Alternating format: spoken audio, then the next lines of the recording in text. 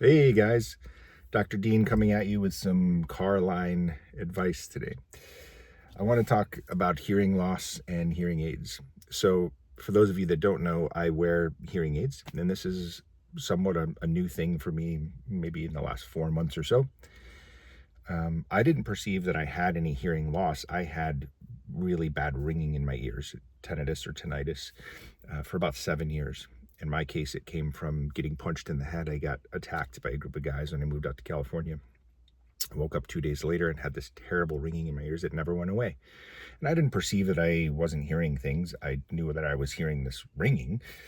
And I had a few friends over the years kind of suggest that I go and get my hearing checked, and I didn't. And then this last year, I finally went and got my hearing tested. And lo and behold, I wasn't hearing the very high frequencies, so around 4,000 hertz, which is like the difference between P's and T's and S's and things like that when people are talking.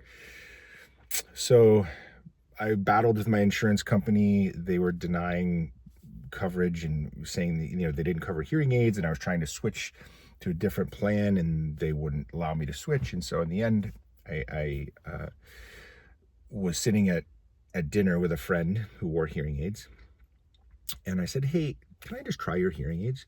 She said, "Sure." And so I put them in, and immediately the ringing in my ears went away for the first time in 7 years.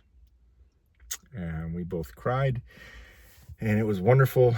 And she said she could just see the change in my face and my body, and all the tension just kind of melted away. It was amazing. And fortunately, she had a second pair, an older pair. So I was able to use one set of her hearing aids while I battled with the insurance company and stuff. And what I noticed immediately was that I was hearing things that I didn't know that I was missing. So the rustling of leaves, the wind blowing, the water when I would wash my hands, things like that. And I'm also a musician, so I've been a decent guitar player for a while, but my singing really sucked. And I was doing scales every day, and it just didn't seem to be getting any better. And I'm like, maybe I'm just tone deaf. I don't know. Maybe I'm just not destined to be a decent singer. And when I started using hearing aids, holy smokes, not a little difference, a huge difference. Now I'm number one, I'm not hearing a weird frequency when I'm trying to sing a different frequency, a different note. I'm not hearing it ring in my ears all the time. And two, I can hear my own voice. I can hear the tones on the guitar, all the things to sing along to. Holy smokes, game changer. So I want to talk about, in addition to just sharing my experience, what to do to prevent this, and what a big deal this is that people don't realize, I think. And then if you've already got some hearing loss, encouraging you to take care of it. So how do you get hearing loss? What is it?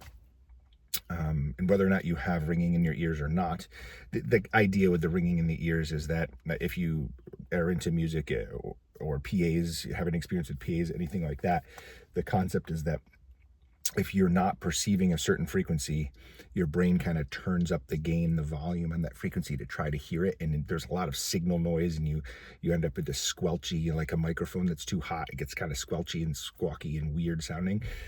And that's kind of what tinnitus is. And so what is hearing loss? How does it occur?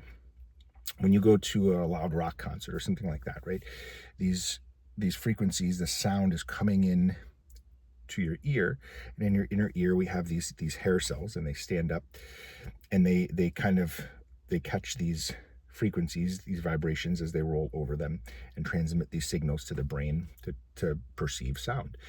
And when you have super loud sounds, they bend these hair cells over, and this is where you wake up the next morning after a rock concert and you have some ringing in your ears, and you feel like you're a little bit underwater, can't quite hear right. And then eventually those hair cells kind of pop back up again, and the ringing goes away, and you're fine. But if you do this enough times, bending over, eventually they don't pop back up, or they snap off, and then that's it, you're done. So you don't perceive those sounds anymore, and you may or may not get some ringing in your ears because of that. And so this is a big deal. And I don't think a lot of people give this enough thought when they're listening to loud music. I have a lot of friends who are musicians and don't wear earplugs, people that own venues and have the music way too loud. It's a big deal. Like, you're physically causing damage to people's ears that is going to be lifelong. It's not a matter of if, it's a matter of when. If you're listening to these super loud concerts all the time, you're going out a few nights a week and hearing live music that's too loud, that's it. So I would highly encourage you to wear earplugs when things are loud, whether it's a concert or you're mowing the lawn or you're swinging a hammer, whatever the case may be. Protect your ears, take care of them. So what do you do if you've got some hearing loss? Well, so first, if you've got ringing in your ears, go get your hearing checked. Don't be like me and be like, I don't think I have any hearing loss. It must be from something else, because there are different causes of tinnitus. One of them is hearing loss. And so if you have ringing in your ears, go get your hearing checked. And even if you don't have ringing in your ears, if you're getting older, whatever that means, 40s, 50s and up, go get it checked out. I mean, most of the time it's free. You can go and have a simple hearing test done, and determine that, because man, life is so much better now that I have these hearing aids. So I just got these new ones today, which is why I'm making this video, as I finally bit the bullet. My insurance company kept denying it, and I just paid cash and got these nice hearing aids, and it's amazing. Life is so much better. So if you have hearing loss, get your hearing checked and get hearing aids. So many times, especially like the older generation, like my grandpa and stuff, who refused to wear hearing aids because he was like going to be a tough guy, and I'm not wearing those stinking hearing aids. You couldn't speak to him. He spent the last, whatever, decade or two of his life sitting by himself, with headphones on, watching TV, because you couldn't talk to him because everything was, what? Huh? I can't hear you. Please, please wear hearing aids.